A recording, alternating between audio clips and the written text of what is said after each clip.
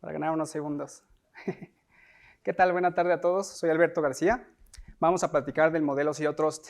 Ya se platicó bastante acerca de teoría, muchas cuestiones técnicas. Sí vamos a abordar esos temas, sin embargo, aquí la idea es filosofar un poquito acerca del amplio espectro, o más bien un marco general en el cual aterrizar muchas veces nuestras implementaciones, muchas veces nuestros proyectos.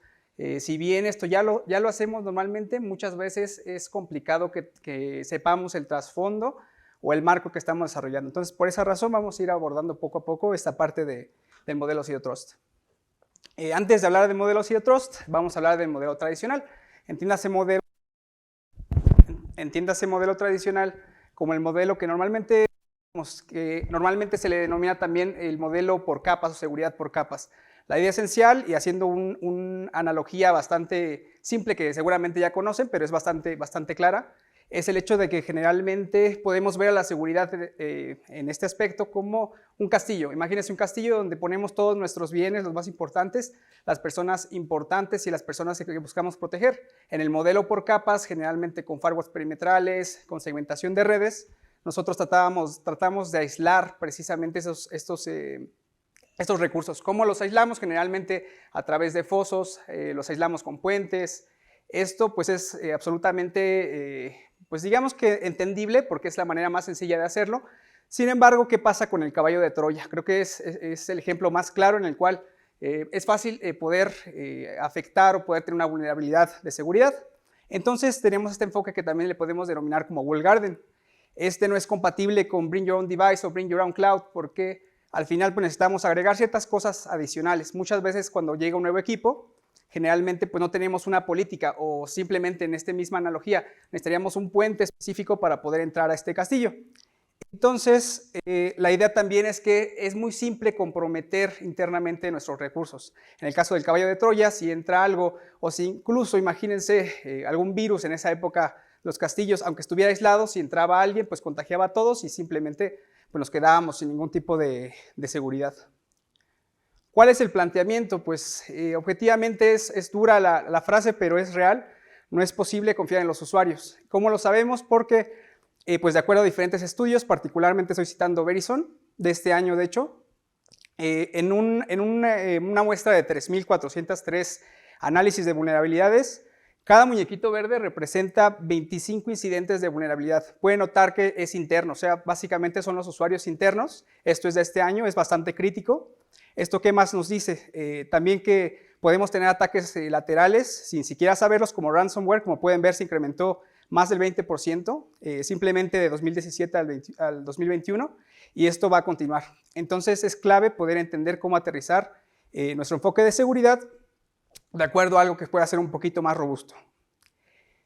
¿Qué es ZNA? ZNA, pues van a encontrar muchos acrónimos. Uno de ellos es Zero Trust Network o Zero Trust Network Access, ZTA, ZT nada más. Antes de entrar directamente a los puntos claves, mencionemos como los puntos en el tiempo, los más importantes. Me refiero a las fechas clave para Zero Trust. En el 94 se acuñó este término. Fue directamente un ingeniero que hizo una tesis doctoral y fue en el 94. O sea, podemos decir que es bastante antiguo. Sin embargo, hasta 2009 fue cuando ya se aterrizó objetivamente en un planteamiento real. De hecho, fue Google a través de lo que se llamaba Beyond Corp. Beyond Corp trató de utilizar todos estos mecanismos para... Mejor. De Beyond Corp. Beyond Corp fue la primera implementación basada en Zero Trust. De hecho, en esa época pues estaba un poco más aislado este concepto, simplemente era filosófico. Fue hasta 2010 cuando pues digamos que ya se abrió un poquito más de una manera pues pública. Sin embargo, hasta 2018, lamentablemente, fue cuando ya se acuñó directamente pues un documento. Este documento fue en base a varios investigadores, particularmente algunos del NIST. Este se denomina SP800-207. Aquí no lo voy a abordar para no hacerlo más denso, sin embargo se los recomiendo para que ustedes puedan ver todo el marco teórico. Se describe a detalle todos los elementos y todo lo que se requiere para poder cumplirlo. De alguna manera podríamos decir que es la certificación actual para poder cubrir todo esto. Ahora sí, ¿qué es Zero Trust? Zero Trust se basa principalmente en 3 puntos y vamos a resumirlo de esa manera para poder entenderlo de una manera sencilla. No, todavía no, todavía aquí, gracias. La primera parte es todo hay que confirmarlo o comprobarlo de manera explícita, es decir, nosotros debemos a través de la autenticación, a través de la autorización, a través de las diferentes condiciones que podemos denominar identidad, contexto, como puede ser la ubicación, la postura, que sería una etiqueta o calificación de las características de seguridad de los dispositivos, los servicios, datos y anomalías. Es decir, todos los elementos involucrados que ahorita vamos a ver cómo se estructuran.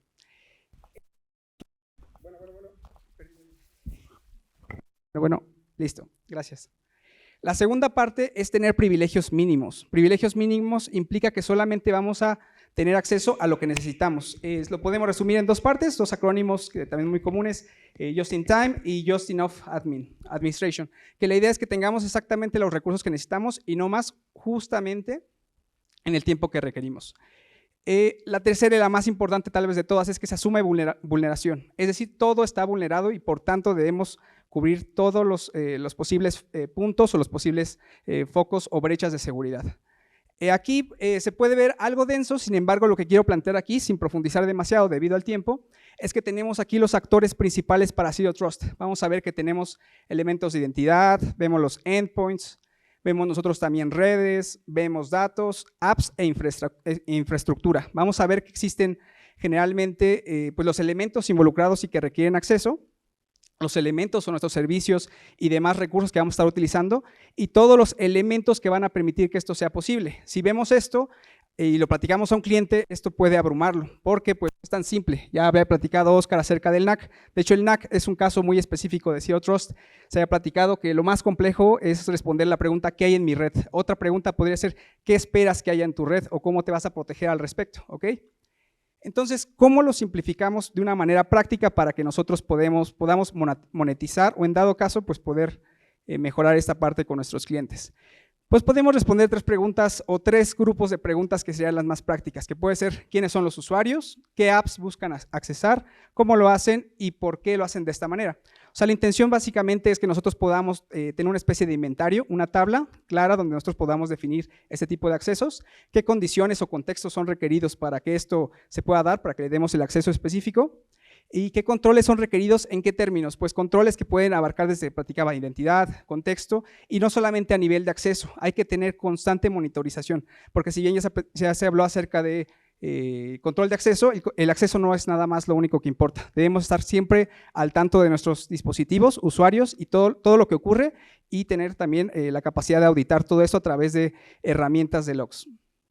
Entonces, este podría ser un esquema un poco ya más interesante, parece un poco complejo, digo, no me da el tiempo para poder explicarlo, pero lo que sí podemos plantear aquí es que vamos a tener los diferentes elementos y tecnologías que podemos emplear para hacer esto. La idea y lo que quiero dejar aquí con el tiempo que me resta es que no dependemos directamente ni de la marca ni de la solución específica, es una filosofía, por tanto no dependemos directamente de un NAC, ya hablamos de seguridad como con DNS, podemos hablar de un NPS, la idea siempre es poner foco de lo que tenemos. Otra parte clave es que nosotros podemos monetizar bastante esos esfuerzos, podemos a través de consultoría usar lo que ya tenemos, si ellos no cuentan con un NAC, si solamente cuentan con un AD, por ejemplo, podríamos utilizar un NPS para lograr alguna de esta parte.